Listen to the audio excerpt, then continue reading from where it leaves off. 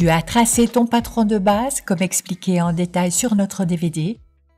Tu l'as reporté sur tissu à bâtir, ou en tout cas sur tissu non extensible, et tu as bâti et essayé le vêtement obtenu. Une sorte de tunique près du corps. Il se peut qu'aucune modification ne doive être apportée. C'est possible, ça? Bien sûr, si les mesures sont parfaitement prises, c'est possible. Et dans ce cas, tu peux passer directement aux transformations. Yes!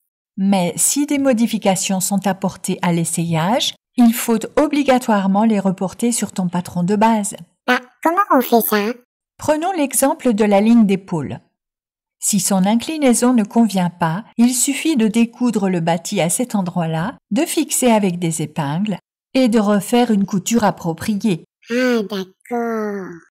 Naturellement, opère toutes les modifications avant de vouloir les reporter sur le patron.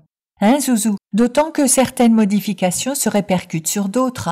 Par exemple, si le saillant doit être déplacé, cela déplace aussi l'axe des pinces. Bah, pourquoi? Et parce qu'on s'était basé sur l'écart saillant pour situer ces axes, rappelle-toi. Ah, mais oui.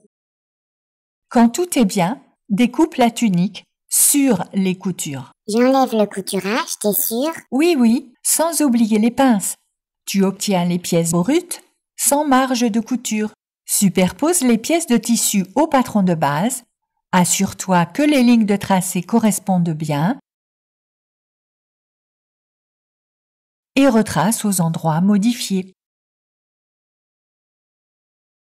Si malgré mes instructions, tu avais découpé le patron de base avant l'essayage, pour réduire, il suffira de découper le surplus, et pour agrandir, il faudra ajouter un morceau de papier sur lequel retracer l'ajout. Quand enfin le patron de base est parfaitement ajusté pour ton corps, tu peux le découper. Je garde le mien sur de la cartonnette, car il me sert souvent. Ainsi, il ne s'abîme pas. Ça, c'est une bonne idée. Et oui, tu vois. Oui. Je te rappelle, Zouzou, que nos cours en DVD sont désormais accessibles en ligne à partir de notre boutique. N'empêche, c'est super pratique les cours en ligne. On va sur le site et on clique. C'est pas compliqué, ça va, on a compris.